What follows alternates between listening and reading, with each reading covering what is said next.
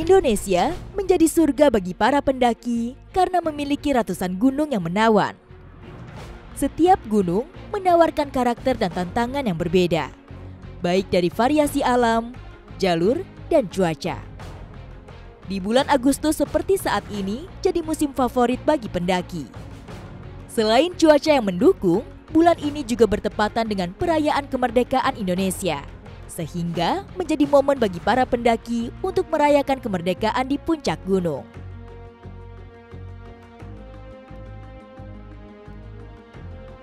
Namun, di setiap gunung yang berdiri megah tidak hanya menanti cerita akan keindahan, melainkan juga kesiapan mental dan stamina menghadapi alam. Jika tidak, nyawa bisa menjadi taruhan. Seperti yang dialami oleh Naomi, seorang pendaki yang tersesat di Gunung Slamet selama 3 hari.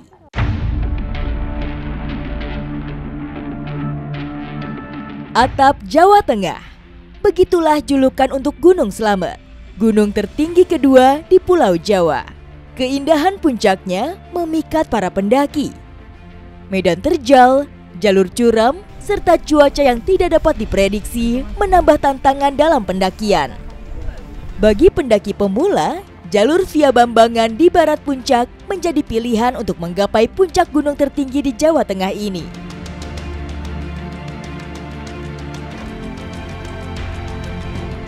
Dari atap Jawa Tengah, puncak Gunung Slamet, gunung ini memiliki kisah di mana 9 bulan yang lalu ada seorang remaja yang tersesat dan berhasil selamat.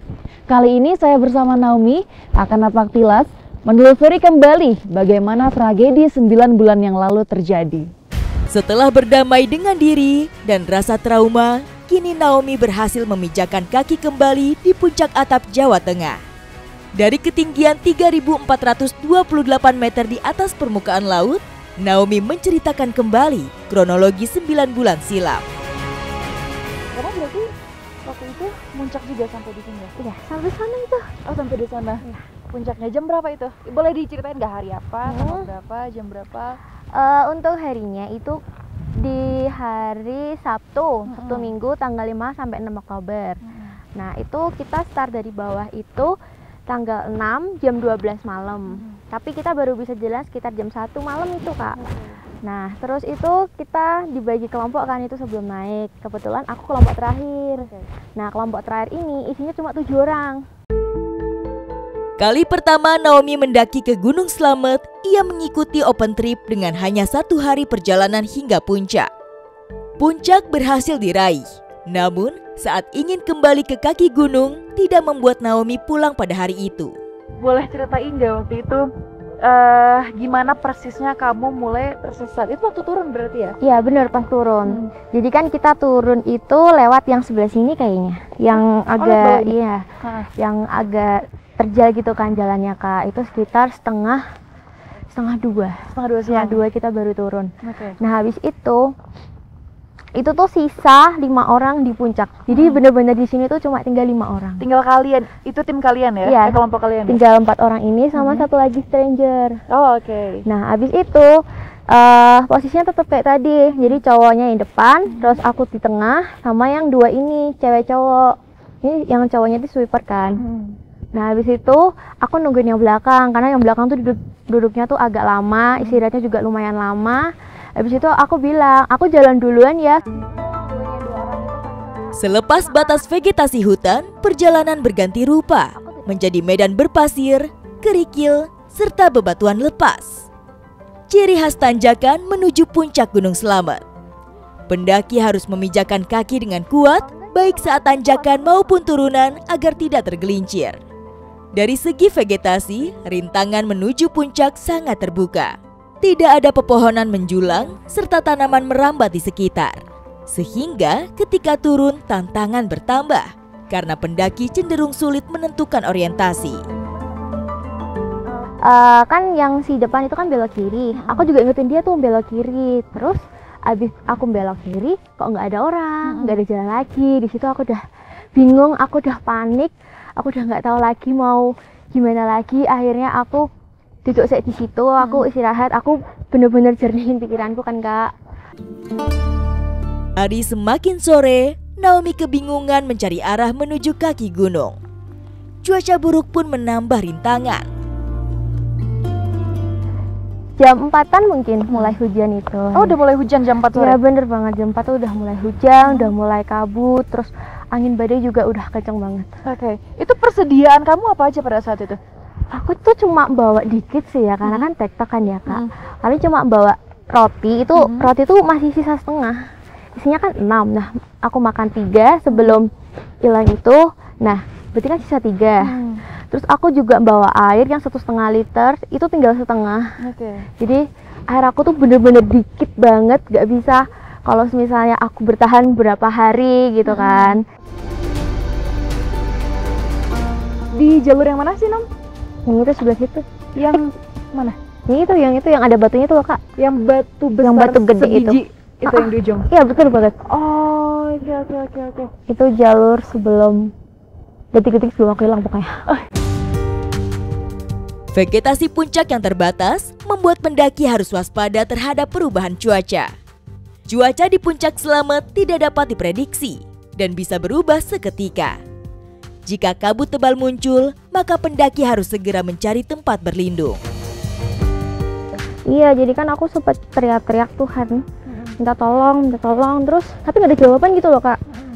Jadi mau nggak mau kan, aku cari tempat buat aku berteduh karena habis itu langsung hujan kan itu kan. Jadi aku sembunyi di balik batu gitu kan, tapi nggak bisa menutupi semua gitu loh. Berarti batunya memang terlalu besar gitu? Iya, batunya kecil gitu. Nggak ada bisa ukuran kayak gini nggak? Kayaknya ada sih kayak gini. Gini ya kira-kira ukurannya. Gini ukurannya.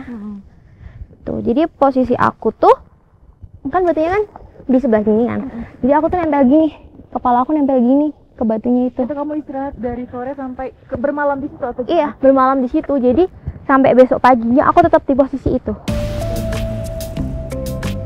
Tak ada tempat peristirahatan aman bagi Naomi. Sekuat tenaga ia bertahan dengan kondisi tubuh kedinginan malam itu. Jadi malam pertama Naomi itu bisa berhasil selamat karena berlindung di balik batu yang besarnya seperti ini. Cuman memang lokasi pastinya itu Naomi lupa karena sudah keluar jalur dan lokasinya itu sebelum masuk ke daerah vegetasi seperti ini ya Nom ya. Betul. Nah, kira-kira besar batunya itu seperti ini.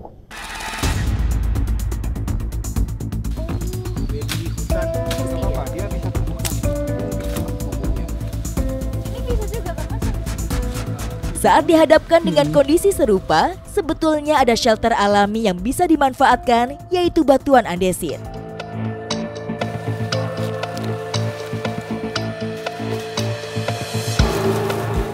Ini lokasinya pas banget juga karena banyak persediaan, salah satunya ada tumbuhan paku yang sudah kita temui tadi. Di sini banyak banget, jadi lokasinya pas untuk beristirahat ataupun berteduh di sini.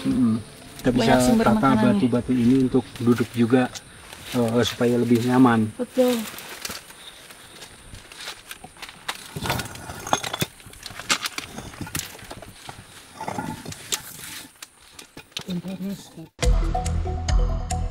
Tetap saja, pendaki harus waspada dengan angin kencang. Jaket menjadi tameng satu-satunya untuk melindungi tubuh dari terpaan angin. Wah, ini pas banget ini. Ya, jadi Lokasinya aman banget ini. begitulah kalau pas terdesak kita nggak bisa sempat bikin shelter.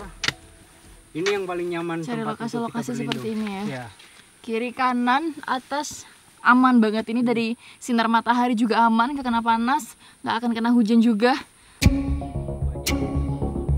Selama ada atap alami, setidaknya tubuh tidak basah kuyup. Jika terjebak saat malam pun, lokasi ini termasuk aman dari bahaya karena kontur yang tinggi. Untuk tempat yang seperti ini aman dari binatang karena seperti babi hutan, kemudian misal ada macan tutul juga, macan tutul cenderung akan menghindar kalau melihat manusia. Jadi, Iya, karena mereka takut juga ya. Ya, tempat ini cukup aman dari ancaman binatang karena ular di ketinggian ini juga udah nggak ada. Oh gitu.